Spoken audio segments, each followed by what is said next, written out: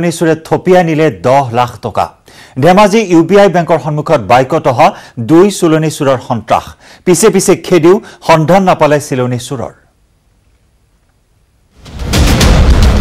আৰক্ষীক চুৰৰ ভেঙুচালি আৰক্ষীৰ পৰাই লুটিলে 10 লাখ টকা ধেমাজিৰ ঘটনা দিন দুপৰতে চহৰৰ ইউনাইটেড বেংক অফ ইণ্ডিয়াৰ সন্মুখতে সংঘটিত হ'ল এই চাঞ্চল্যকৰ ধন লুটৰ ঘটনা হাহাটুত ঋণৰ ধন জমা দিবলৈ আহিছিল আৰক্ষী ভূপেন চেতিয়া বেংকত মেনেজাৰ নথকাৰ বাবেই ধন জমা নিদি ওলাই আহিছিল আৰক্ষীৰ লোকজন কিন্তু থানালৈ যাবলৈ বুলি বাটৰ কাষত ৰখাই থোৱা বাইকত উঠিবলৈ লওঁতেই চিলনি চুৰে থপিয়াই নিলে চেতিয়াৰ ধনৰ টোপোলাটোত আছিল 10 লাখ টকা মাত্ৰ কেইমিনিটমান পূৰ্বে এছবিআই ধেমাজি শাখাৰ পৰা উলিয়াই অনা ধনৰাশি লুটি নিয়া চিলনি চুৰৰ পাছে পাছে খেদালৈও সফল হ'ব নোৱাৰিলে দুৰ্ভগীয়া ভূপেন চেতিয়া এছবিআই পৰা পইচাটো উলিয়াই আনিছিলোঁ 10 লাখ টকা চিধা ইউবিআই টকাটো মেনেজাৰ নাই বুলি কোৱা টকাটো মই জমা নিব নোৱাৰিলোঁ ওলাই গুচি আহিলোঁ পিছত মই মটৰচাইকেলত মানে বেগটো থৈ যোৱা লগে লগে গাড়ী লৈ গৈছিলোঁ মই বহুত দূৰলৈকে দৌৰিছোঁ এছ পি পণ্ডলৈকে দৌৰিছোঁ মই যাবলৈকে কিন্তু নাপালোঁ বাইক এখনো নাই সেইটো সময়ত বেলেগ এখন বাইক উঠি অলপ বিচাৰি গ'লে কেনি গ'ল কিন্তু ধৰিব নোৱাৰিলোঁ গাড়ী আগত গৈ দিলে কাৰণে কিন্তু প্ৰশ্ন হয় আৰক্ষীৰ পোছাকত থকা ভূপেন চেতিয়াৰ পৰা 10 লাখ টকা লুটি নিয়াৰ সাহস কেনেকৈ পালে চুৰৰ দলে কেনেকৈ দলটোৱে গম পালে এছবিআই শাখাৰ পৰা ভূপেনে ধন উলিওৱাৰ কথা সেই ধন ইউবিআই শাখাত জমা দিব নোৱাৰা কথাটো কেনেকৈ জানিবলৈ সক্ষম হ'ল চিলনি চুৰৰ দল ধেমাজিৰ দৰে এক প্ৰান্তীয় অঞ্চলত খুদ আৰক্ষীৰ পৰাই চিলনি চুৰে 10 লাখ টকা লুটি নিয়া ঘটনাৰ পাছতে বহুতৰে মনত উদয় হৈছে এনে বহু প্ৰশ্নৰ আনকি এই ঘটনাত গভীৰ ৰহস্যৰ বন্ধু পাইছে একাংশই ধেমাজিৰ পৰা Mon Bikash Borgohain report news 18 Assam North East মহানগৰীৰ অভিজাত অঞ্চল এটাত নিশা টোপনি নহা হৈছে ৰাইজৰ আনকি দিনতে বাটলৈ ওলাবলৈ ভয় কৰা হৈছে অঞ্চলটোৰ লোকসকলে কিন্তু কিয় উজান বজাৰ নিৰ্বাসী হিচাপত মই ভাবো যে মই একেবাৰে ইয়াতে নিৰাপদ বুলি নাভাবো উজান বজাৰত হাহাকাৰ টোপনি নাই উজান বজাৰবাসীৰ কিন্তু কিয় উজান বজাৰ নিৰ্বাসী হিচাপত মই ভাবো যে মই একেবাৰে ইয়াতে নিৰাপদ বুলি নাভাবো মহানগৰীৰ এক অভিজাত অঞ্চল উজান বজাৰ য'ত ৰাজ্যপাল আৰু মুখ্যমন্ত্ৰীকে ধৰি আছে মহানগৰ উপায়ুক্তৰ চৰকাৰী আবাস পিছে সেই অভিজাত অঞ্চলতে এতিয়া নাই নিৰাপত্তা আৰত চুৰৰ দল উজান বজাৰৰ অলিয়ে গলিয়ে এতিয়া পিট পিটাই ফুৰে গভাইত চুৰৰ দল চাইকেল বাইক কিংবা খোজকাঢ়ি নহয় চুৰ আহে বিলাসী বাহনত গাড়ীত সফৰ কৰা চুৰে সৰকাই বাইক চাইকেলকে ধৰি বহুমূল্যৱান সামগ্ৰী চিচি কেমেৰাত বন্দী হৈছে অভিজাত উজান বজাৰত চুৰে চলোৱা লুটপাটৰ দৃশ্য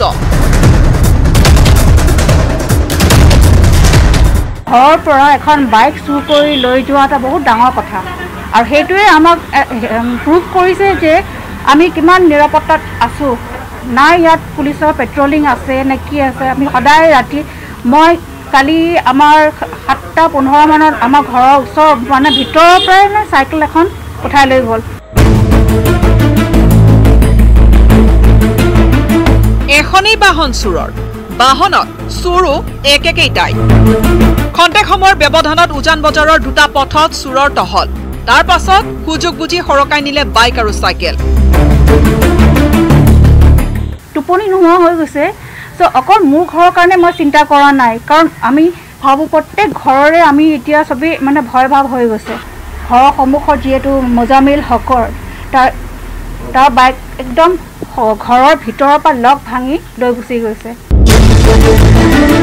গাড়ীত অহা বিলাসী চুৰেই নহয় শেহতীয়াকৈ উজান বজাৰত বৃদ্ধি পাইছে চিলনি চুৰৰ ত্ৰাস বিগত এসপ্তাহত অভিজাত উজান বজাৰত সংঘটিত হৈছে 3টাকৈ চুৰিকাণ্ডৰ লগতে এটা ধন লুটৰ ঘটনা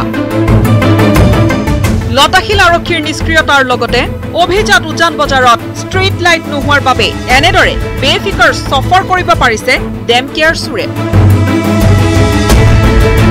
এনে চুৰৰ ভয়তে এতিয়া উজাগৰি নিশা কটাবলৈ বাধ্য হৈছে উজান বজাৰবাসীয়ে কেমেৰা পাৰ্চন অঞ্জন ডেকাৰ সৈতে Bhaskar Jyoti Hazarika, news 18 Assam North east.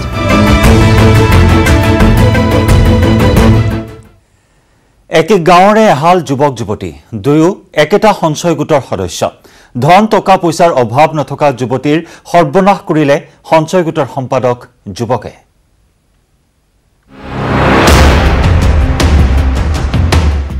বিয়াৰ প্ৰলোভনেৰে 6 লাখৰ প্ৰবঞ্চনা। যুৱতীৰ গোচৰ জালত প্ৰবঞ্চক। হাজোৰ ৰামদিয়াৰ ঘটনা। ধন দেখি যুৱতীৰ কাষ চাপিছিল একে গাঁৱৰে সঞ্চয় গোটৰ সম্পাদক প্ৰদীপ মেধি।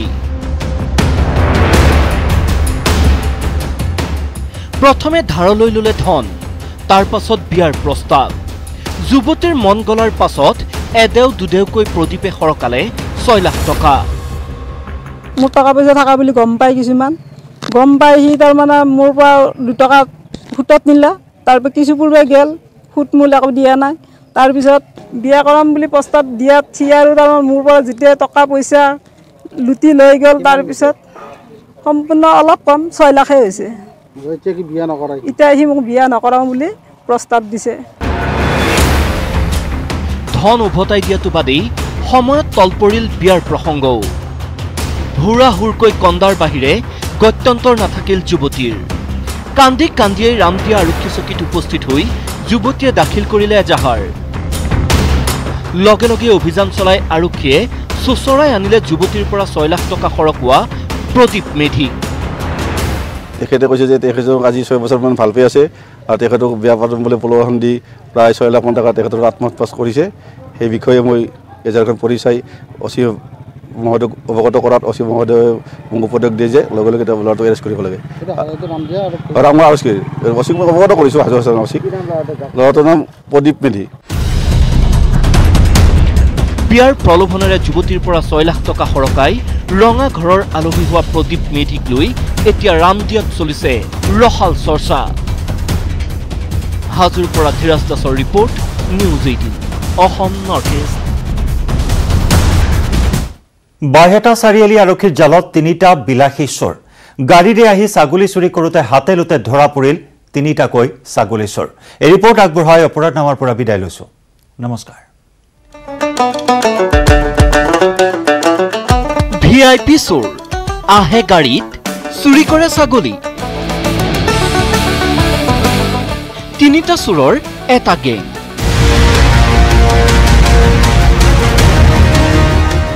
সাজ লাগিলে AS01 JC8713 নম্বৰৰ এই বাহনখন লৈ 3 চোৰে আৰম্ভ কৰে সফৰ।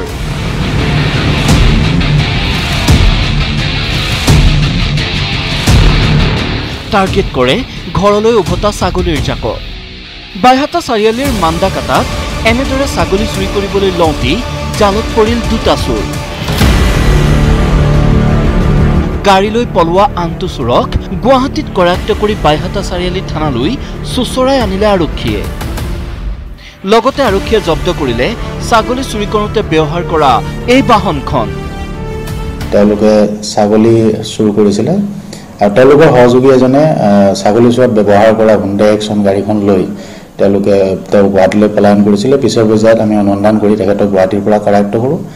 চুৰি কাৰ্যত ব্যৱহৃত গাড়ীখন জব্দ কৰিবলৈ সক্ষম হওঁ। তদুপৰি মোবাইল স্নেটচাৰ এজনক আমি তেখেতৰ নাম ৰাজীৱ আলী ইতিমধ্যে গ্ৰেপ্তাৰ কৰি জেল হাজতলৈ 4জন অপৰাধীকে প্ৰেৰণ কৰিছোঁ। সম্প্ৰতি আৰক্ষীয়ে ৰঙা ঘৰলৈ প্ৰেৰণ কৰিছে ছাগলী চুৰি কৰা 3 ভিআইপি চোৰক। বাইহাটা চাৰিআলিৰ পৰা Srimanta Das, news 18 Assam North east.